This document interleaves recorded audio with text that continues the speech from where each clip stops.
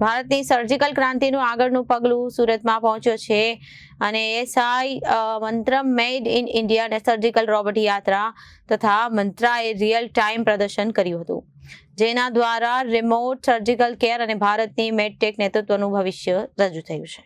મહારાષ્ટ્રમાં સફળ પ્રદર્શનની શ્રેણી પછી ભારતનું પ્રથમ સ્વદેશી વિકસિત સર્જિકલ રોબોટિક સિસ્ટમ બનાવનાર એએસ ઇન્વેન્શન અને ઇન્ટરનેશનલે પોતાના રાષ્ટ્રીય પ્રવાસમાં એક વધુ મહત્વપૂર્ણ મંજિલ હાંસિલ કરી છે. એએસઆઈએ મંત્રમ made in India surgical robot યાત્રા આજે આઇકોન હોસ્પિટલ સુરત ખાતે પહોંચી. તેના ગુજરાત ચેપ્ટરનો ઐતિહાસિક પ્રારંભ છે. ઉન્નત આરોગ્ય સેવાની સુલભતા જનતામાં લાવવા માટેના પોતાના હેઠળ અને એસએસ ઇન્વેન્શન્સ ઇન્ટરનેશનલ અદ્યતન એએસઆઈ મંત્રમ યુનિટને વિદ્યાર્થીઓ, શિક્ષકો અને સ્થાનિક રહેવાસીઓ સુધી પહોંચાડ્યું છે.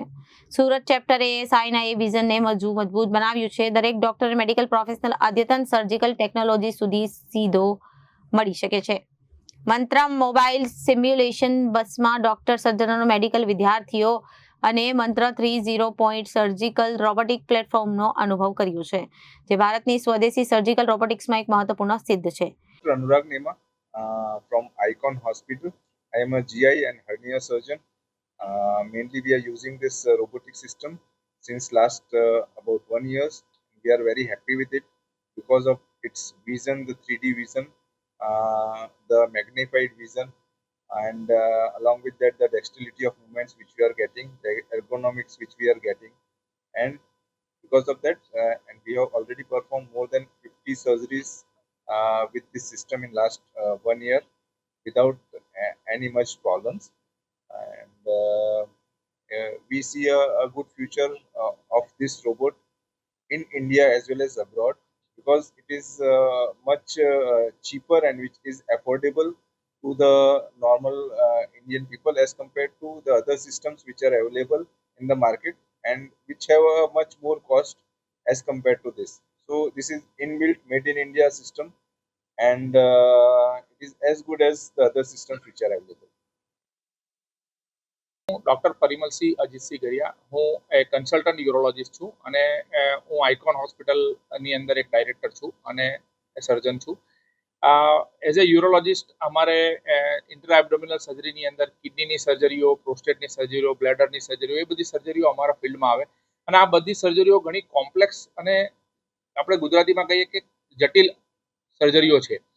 એટલે એવા કેસીસની અંદર આપણે જ્યારે લેપ્રોસ્કોપી કરતા હોય અને એના કરતાં આપણે જો રોબોટિક સર્જરી કરીએ તો આપણું જે સર્જરીનું જે પ્રિસિઝન છે, જે આપણે જે કહેવાય કે માઇન્યુટ ડિટેલ્સની અંદર જે સર્જરી કરવી પડે, એ સર્જરી આપણે આની અંદર વધારે સારી રીતે કરી શકીએ છીએ.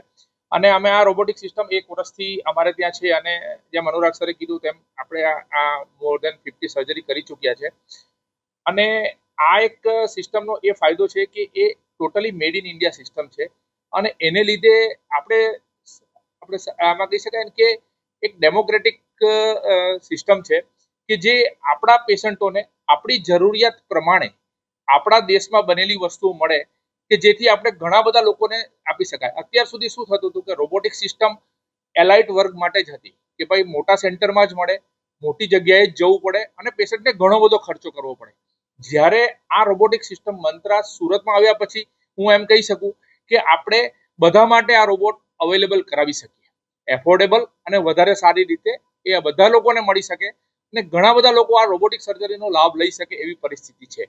અને એમાં બી આપણે ખાસ કરીને જોઈએ કે જે આમણે જે અત્યારે વાત કરી કે એક મંત્રા બસ અને મંત્રા ટૂર ચાલુ કરી છે, તો એ લોકોની જે આ મંત્રાની સિસ્ટમ છે એ એવું છે કે તે ટેલિસર્જરી માટે બનેલી છે. ટેલિસર્જરી એટલે કે સર્જન કોઈ બીજી જગ્યાએ હોય અને સર્જરી કોઈ બીજી જગ્યાએ પરફોર્મ કરતી હોય. ધારો કે કોઈ સર્જરી છે કે જેનું એક્સપર્ટાઇઝ મારી પાસે નથી, મારી હોસ્પિટલમાં નથી, પરંતુ એનો જો એક્સપર્ટ છે જે બીજી જગ્યાએ છે, તો એ બીજી જગ્યાએથી પણ મારી હોસ્પિટલમાં એ સર્જરી કરે એવી કેપેબલ સિસ્ટમ એ લોકોએ વિકસાવી છે. અને એના જ ભાગરૂપે એ લોકોએ આ મંત્રા બસ જે છે એ ચાલુ કરી છે કે જેનાથી અવેરનેસ વધે અને એ લોકો આ ટેલિસર્જરીનો ફાયદો ઘણા બધા પેશન્ટને આપી શકાય. હા, એ જરૂર કહી શકાય કે ટેલિસર્જરી અત્યારે એકદમ બાળ અવસ્થામાં છે, પરંતુ ફ્યુચરમાં એ ઘણા આગળ સુધી જશે અને ઘણા બધા લોકોને આપણે આ રોબોટિક સર્જરીનો ફાયદો આપી શકશું એવું મારું દ્રઢપણે માનવું છે. Bureau report, Janadesh news.